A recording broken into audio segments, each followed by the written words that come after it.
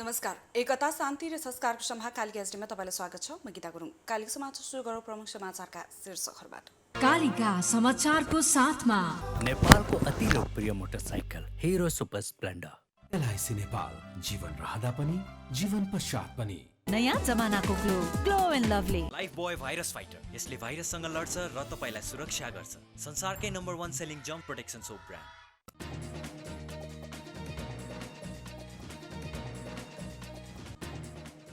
भरतपुरको शारदानगरमा पुरुषको शव फेला, घटनास्थलमा गोलीको खोका भेटियो। मन्त्री परिषद विस्तारका लागि जसपा र माधव नेपाल पक्षको निर्णय कुर्दै प्रधानमन्त्री। जसपा विवादबारे आज निर्वाचन आयोगको बहस। दक्षिण अफ्रिकामा जारी हिंसामा परिज्यान गुमाउनेको संख्या 276 पुग्यो। प्रदर्शनहरू हिंसामा परिणत भएसँगै सरकारले सुरक्षा व्यवस्था कडा। र सन् 2032 को ओलम्पिक अस्ट्रेलियामा गर्ने निर्णय।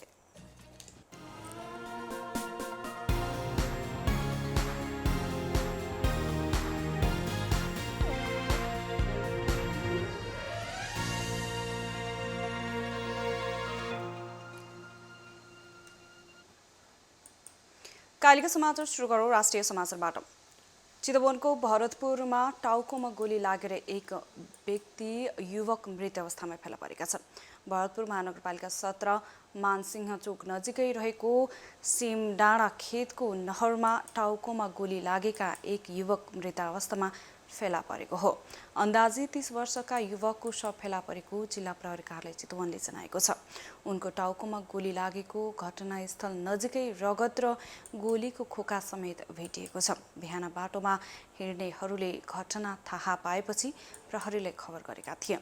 घटनास्थल वरिपरिका स्थानीयद्वारा मृत व्यक्तिको पहिचान हुन सकेको छैन। शवको अहिले मुचुल्का उठाई पोस्टमार्टमको लागि भरतपुर अस्पताल ल्याइएको छ। घटनाको बारेमा अनुसन्धान गरिरहेको प्रहरीले जनाएको छ। यसैबीच सामान्य विवाद हुँदा सल्यानमा दाइले भाइको हत्या गरेका छन्। वनगाड कोपिन्डे नगरपालिका 5 खैरागारका 14 वर्षीय कपिल परियारले 13 वर्षीय सन्दीप परियारको हत्या गरेका हुन्। दुई बालकको आपसी झगडा गर्दा भाइ सन्दीपले ज्यान गएको जिल्ला प्रहरी कार्यालय सल्यानका सूचना अधिकारी अर्जुन पौडेलले जानकारी दिनुभयो। उहाँका अनुसार घटनापछि कपिललाई प्रहरीले नियन्त्रणमा लिएको छ। बाँके र चितवनमा नहरमा डुबेर 5 जनाको मृत्यु भएको छ। बाँकेमा 3 जना र चितवनमा 2 जनाको मृत्यु भएको हो। चितवनको भरतपुर महानगरपालिका 2 क्षेत्रपुरका 16 वर्षीय अंकित जोशी, 14 वर्षीय विवेक शर्माको पनि नहरमा डुबेर मृत्यु भएको छ। जिल्ला प्रहरी कार्यालय चितवनका अनुसार बुधबार करिब 4 बजेको समयमा क्षेत्रपुरको खुल्ला चौरमा क्रिकेट खेलेर नजिकै रहेको नहरमा हात खुट्टा धुने क्रममा विवेक चिप्लिएर नहरमा खसेका थिए। नहरमा खसेका साथीलाई बचाउन जाने क्रममा अंकित पनि बगेका थिए। उनीहरू नहरमा बेपत्ता भएको खबर पाएपछि प्रहरीले खोजी गर्दा 200 मिटर पर नहरबाट उद्धार गरी उपचारका लागि भरतपुर अस्पताल लगेको थियो। अस्पतालमा उपचारका क्रममा उनीहरूको साझा मृत्यु भएको प्रहरीले जनाएको छ। यसैबीच बकर ईदको अवसरमा रमाइलो गर्न भन्दै बाँकेको नेपालगञ्जबाट कोहलपुर गएका 3 युवाको कोहलपुर नगरपालिका 10 चटारस्थित डुडुवा खोलामा रहेको नहरमा डुबेर मृत्यु भएको प्रहरीले जनाएको छ। मृत्यु हुनेमा नेपालगञ्ज उपमहानगरपालिका 11 सृष्टि हल नजिक बस्ने 16 वर्षीय अरिब जसगढ, सोही ठाउँका 17 वर्षीय अरमान जसगढ र सदर लाइन बस्ने 18 वर्षीय राशिद सदगढ रहेका छन्। सो स्थानबाट अन्य 2 जनालाई उद्धार गरेको प्रहरीले जनाएको छ।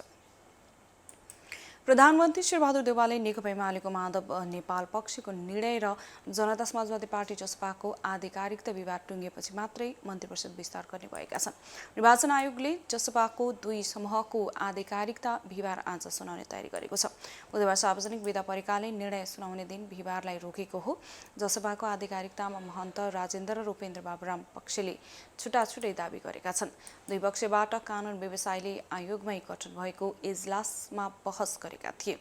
जसपाको अध्यक्ष उपेन्द्र बाबुराम पक्षले सरकारमा जाने तयारी गरेपछि आधिकारिकता खोजिरहेको छ।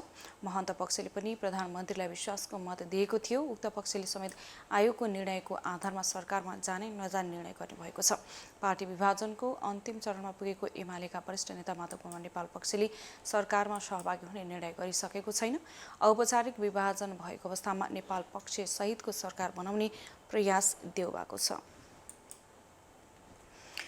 जनता समाजवादी पार्टी जसपाको विवाद निरूपण गर्न निर्वाचन आयोगको इजलास आज बस्दैछ। आयोगले आज दुवै पक्षको बहस टुङ्ग्याउन तयारी गरेको छ।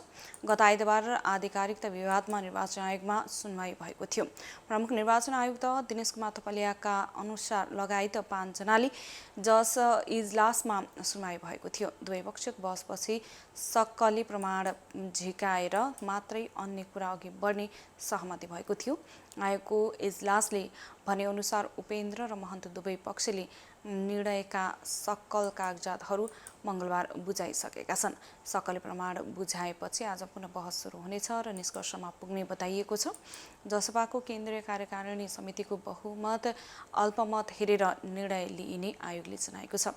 अध्यक्ष महन्त ठाकुर समूह निवर्तमान प्रधानमन्त्री केपी शर्मा ओलीको पक्षमा लागेपछि जसपा भित्रको विवाद चुलिएको थियो। प्रतिनिधि सभा विघटन गरेर ओलीले प्रतिगमन गरेकाले समर्थन वा सत्ता सहकारी गर्न नहुने उपेन्द्र पक्षको अडान रहेको थियो। तर महन्त समूहले नमानेपछि एक अर्कालाई कारबाहीको चरण पार गर्दै जसपा अहिले आधिकारिकताको अन्तिम लडाईँमा छ।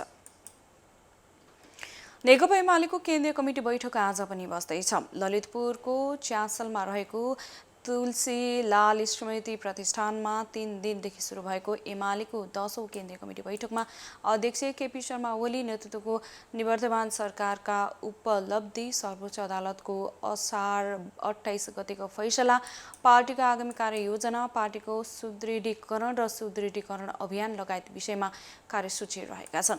हिजोको तेस्रो दिनको बैठकमा पार्टी अध्यक्ष केपी शर्मा ओलीले असन्तुष्ट पक्षलाई एकतामा आउन आग्रह गर्नुभएको छ। उहाँले 10 बुँदे सहमतिलाई कार्यान्वयन गर्दै आन्तरिक एकताका लागि अन्तिम समयसम्म प्रयास आफू तत्पर रहेको बताउनुभयो।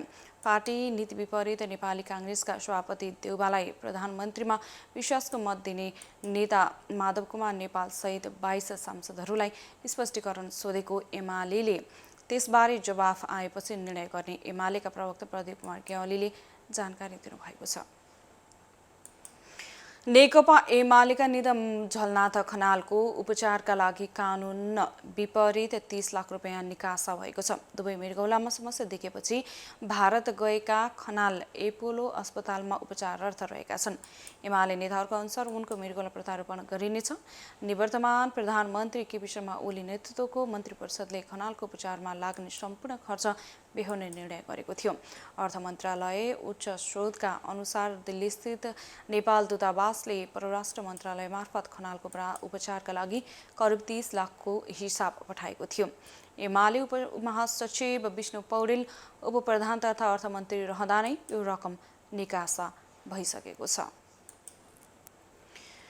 कोभिड-19 विरुद्धको खोप अभियान अन्तर्गत नेपालमा बुधबारसम्म 81,352 जनाले जोन्सन एन्ड जोन्सनको खोप लगाइसकेका छन्।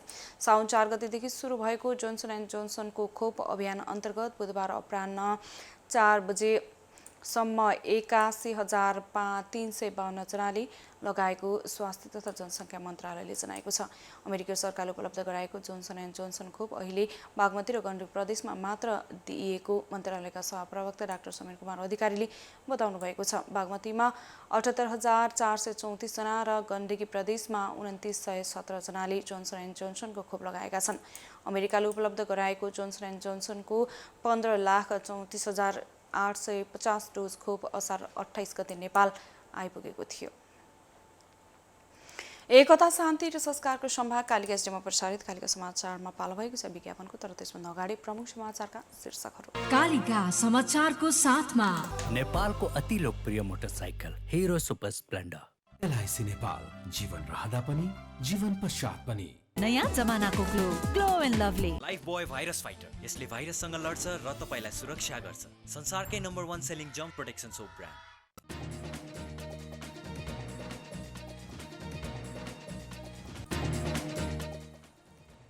भरतपुरको शारदानगरमा पुरुषको सफेला घटनास्थलमा गोलीको खोका भेटियो। मन्त्री परिषद विस्तारका लागि जसपा र माधव नेपाल पक्षको निर्णय कुर्दै प्रधानमन्त्री। जसपा विवादबारे आज निर्वाचन आयोगमा बहस। दक्षिण अफ्रिकामा जारी हिंसामा परि ज्यान गुमाउनेको संख्या 276 पुग्यो। प्रदर्शनहरू हिंसामा परिणत भएसँगै सरकारद्वारा सुरक्षा व्यवस्था कडा। र सन् 2032 को ओलम्पिक अस्ट्रेलियामा गर्ने निर्णय।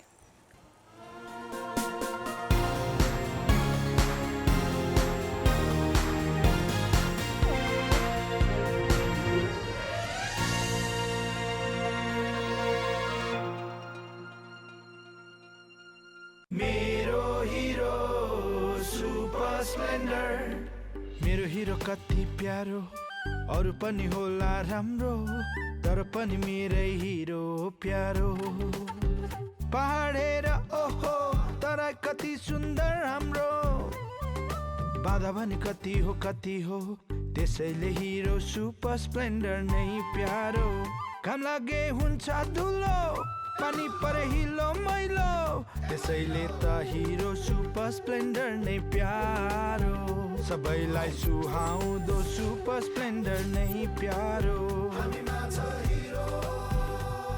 नेपालको अति लोकप्रिय motorcycle Hero Super Splendor.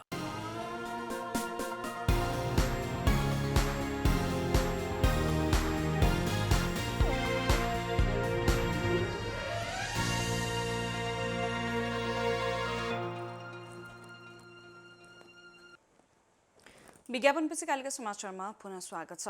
Kalika समाचारमा अब अर्थ समाचार।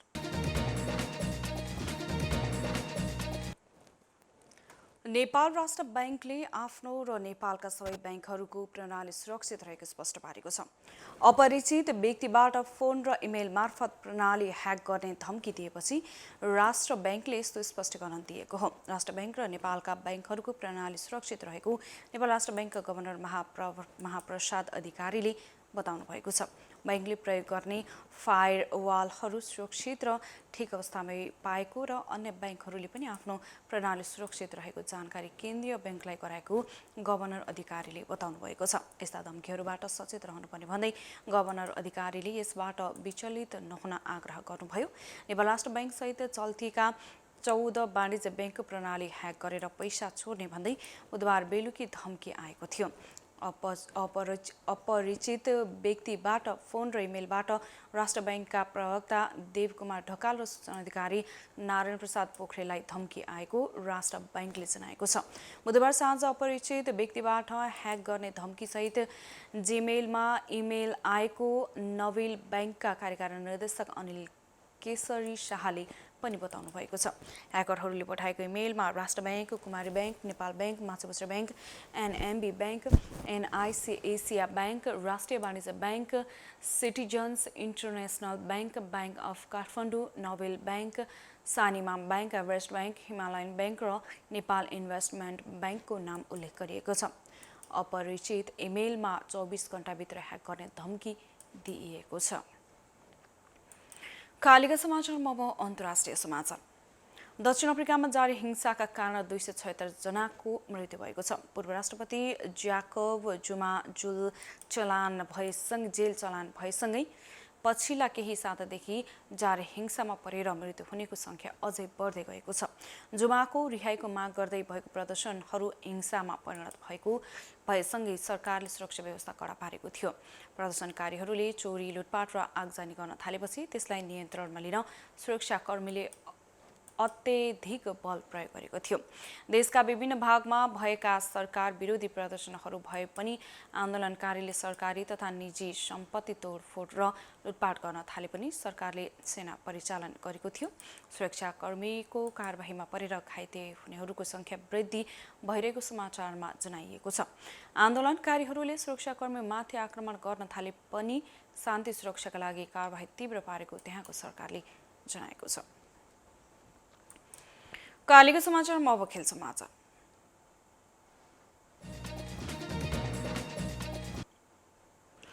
सन् 2032 को ओलम्पिक खेलकुद अस्ट्रेलियाको ब्रिस्बेनमा आयोजना हुने भएको छ। अन्तर्राष्ट्रिय ओलम्पिक कमिटीले हिजो 2032 को ओलम्पिक र पारा ओलम्पिक ब्रिस्बेनमा गर्ने निर्णय गरेको हो।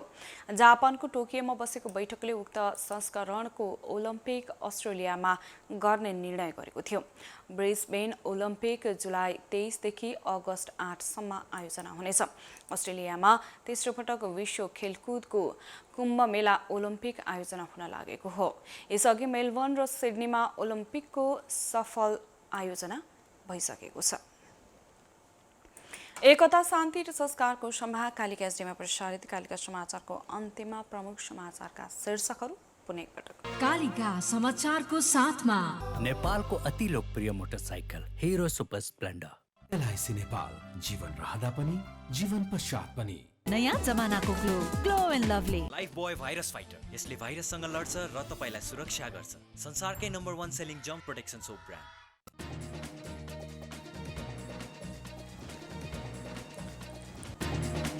भरतपुरको शारदा नगरमा पुरुषको शव फेला, घटनास्थलमा गोलीको खोका भेटियो। मन्त्रीपरिषद विस्तारका लागि जसपा र माधव नेपाल पक्षको निर्णय कुर्दै प्रधानमन्त्री।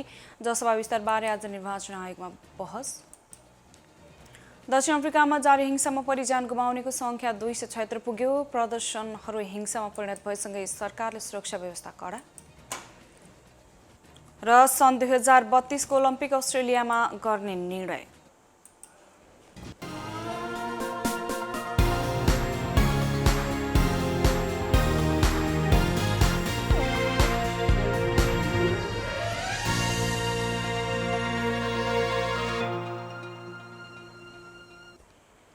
एकता शान्ति र संस्कारको समाह कालिका एसडीमा प्रसारित कालिका समाचार अहिलेको लागि यति नै।